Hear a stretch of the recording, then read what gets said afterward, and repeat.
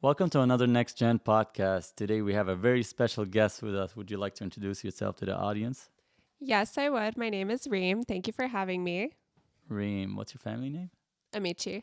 Reem Ameiche. Yeah. And what's your background? Lebanese. Lebanese. Yeah. Where do you currently live? Manhattan, Michigan. So you came from overseas and chose to live in the U.S., or were you born and raised here? No, born and raised in the U.S. Nice. And how was that experience as a Lebanese person? It was honestly good. I didn't experience racism or anything like that. So I think that definitely helps.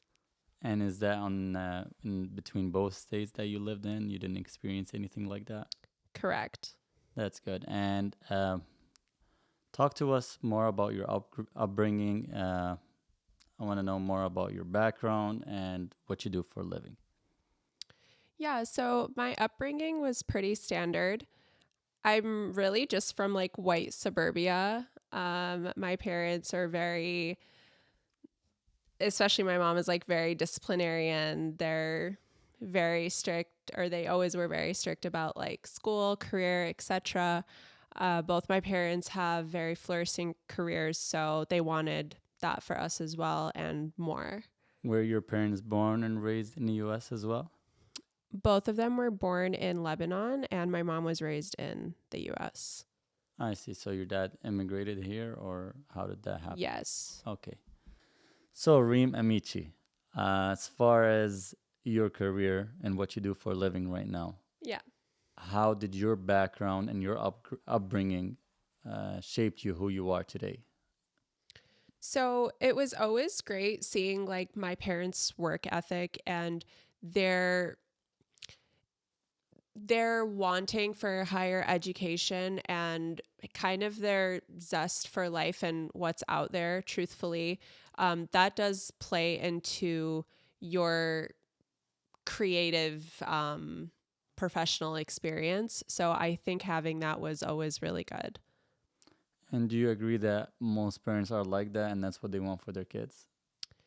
No, I don't think most parents are like that actually. I think maybe they say they want the best for their kids, but they don't maybe all believe that. Maybe unintentionally they're somehow paving their way and kind of dictating their life and Correct. their standards Correct. They don't and how always know what's right, best. But the intention is there. that So, intention, and that's yeah. parenting. So as far as your career, can you elaborate more about what you do exactly and how did you get to where you are today? Yeah, so essentially I'm a wardrobe stylist. I'm based in Manhattan. Now my focus area is mostly menswear, and I work with everyday New Yorkers or people who are bi-coastal. So that process looks different for everyone depending on their lifestyle, their background, and their career. Uh, People are so different. This career will really teach you that. Everyone is so nuanced, everything is so nuanced, and you just meet people from all different walks of life, and it's very inspiring. Okay, you said inspiring. What inspired you to become a stylist? My mom. So she's a stylist as well? No, my mom is a designer. Designer. Yeah. Okay. And does she like designer of what type of clothing? She does mostly bridal. Okay. She started off always doing women's wear, but she also used to make like, she was a jewelry maker. She also used to make veils, things like that. She's truly an expert in textiles, all the things. So growing up around that yeah, paved your way to become a stylist at some point. I think so. Yeah. Before you became a stylist, I understand you were inspired by your mom being a designer. Yeah. Was there any, like, why didn't you become a designer as well? So I was actually originally going to school for design, but I think it's not for me. I don't think I can create some like I don't think I can create garments that have not already been done. But The funny thing about that is that now in 2025, that's no longer a precursor. So I it's see. kind of like there's no such thing as an original idea Hmm. anymore. But at the time, I didn't know that. But also, even now looking back, I don't think I had interest in being a designer. So there's always an original idea in everything, or maybe a foundation, Yeah, and how you add your touch to it can change everything about it sure. and makes it unique. As a Sure. designer, do you agree with that? Yes. Because when I hear you talking about that, I can relate that with other artistic things out there. So anybody can have the tools, but how you use your tools is what makes you unique as an artist, as a creator of your art or whatever it is. Um, let's talk more about your experience as a stylist. Was there any challenges that, like, why didn't you do that in Michigan and you chose New York to continue with your career? So yeah, there were many challenges starting out, and I mean there still is. So always say I'm forever a student. Hmm. But the reason I chose New York City, honestly, ever since I was a child, I knew I was gonna live there. And I used to like cut out pictures of it like since I was like 6 years old. And I was like, I'm going to live there when I'm older. I mean, that's where I saw all of like the models flourishing, which I had an interest in and I still And do. modeling? Yes. Okay. That's where I saw everyone's dreams come true without going to like Europe or Asia. Mhm. And what attracted me about it was how endless the possibilities were. And of course, the fashion. I Right. can't live somewhere with bad fashion.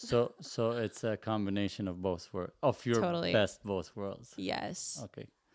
That's good because like we can always say there's people on the other side of the spectrum that hate the city life and just want to be Right. connected to nature and other things. My being from like suburbia, Midwestern like background, I think always made me curious about what else was out there. I was always bored. So, Right. So your curiosity and what you were interested in drove you to like see New York as something that's basically heavenly or whatever it is.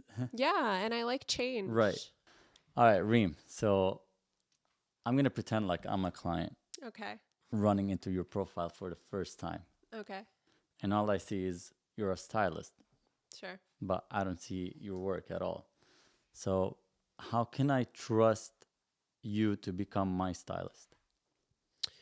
You kind of don't. You take a chance the same way A I leap take of a faith. chance on you. Okay. Yeah. So I view it as a two-way thing.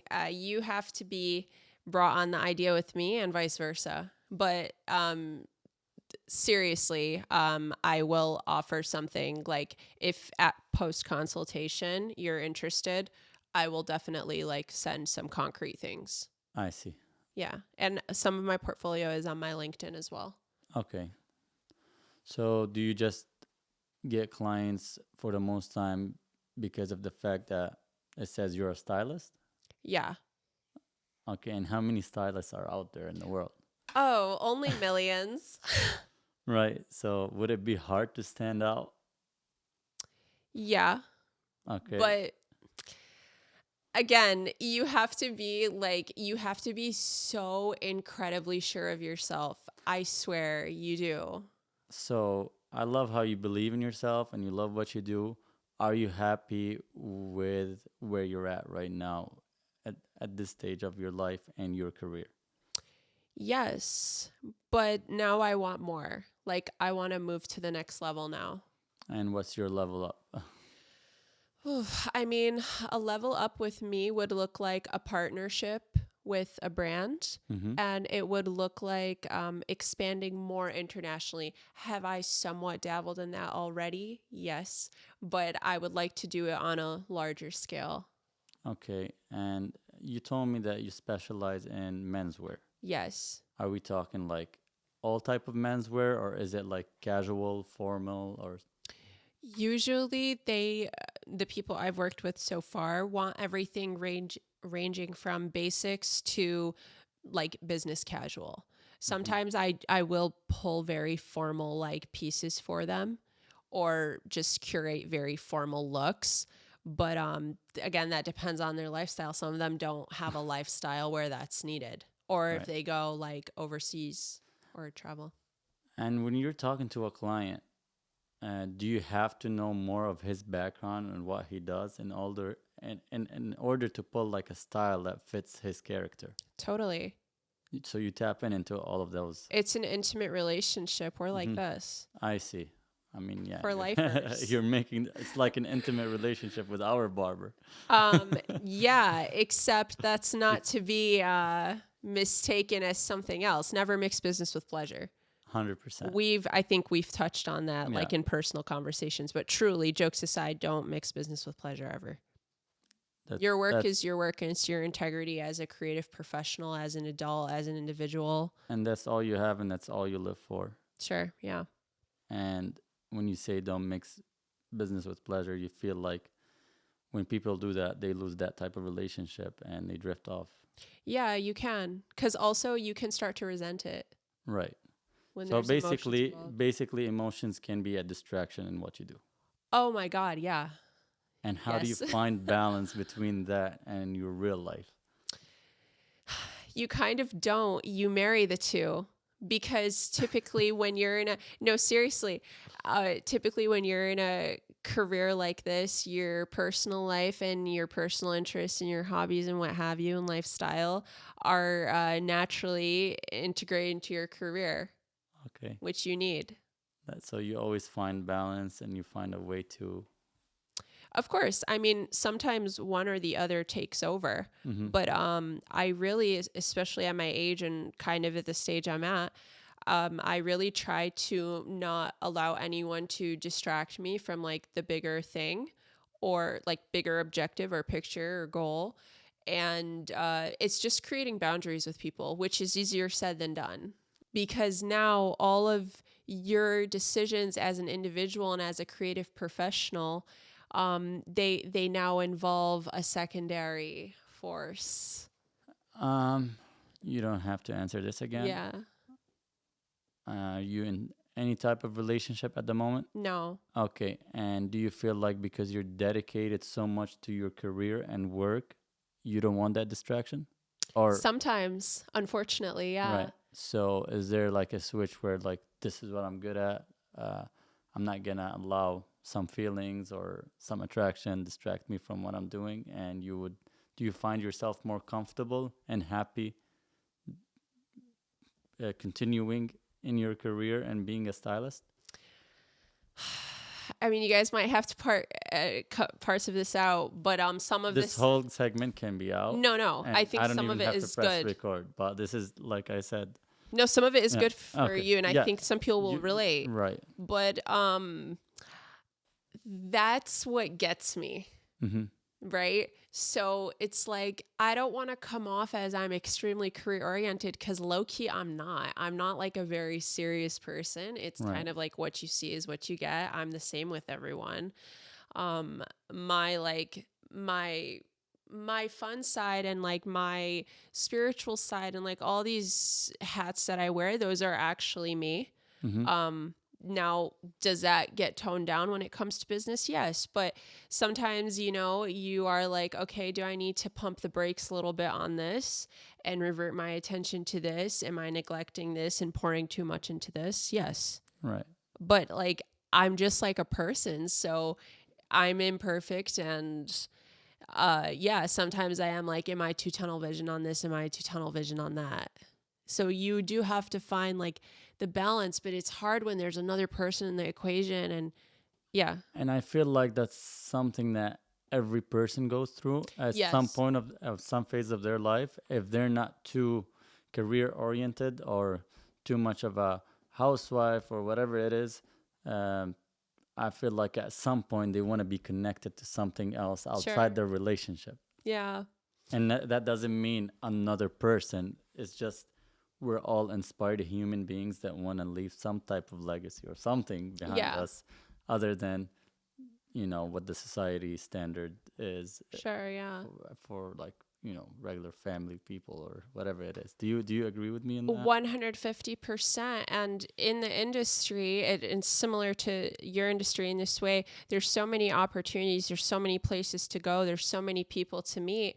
And it can be more intimate, and it does require all of your energy and time. And you can't always be like tied to something or someone. You have to be a free agent in some ways. And that could be unattractive to other people. I see. And I can relate. Yeah. Here's my question.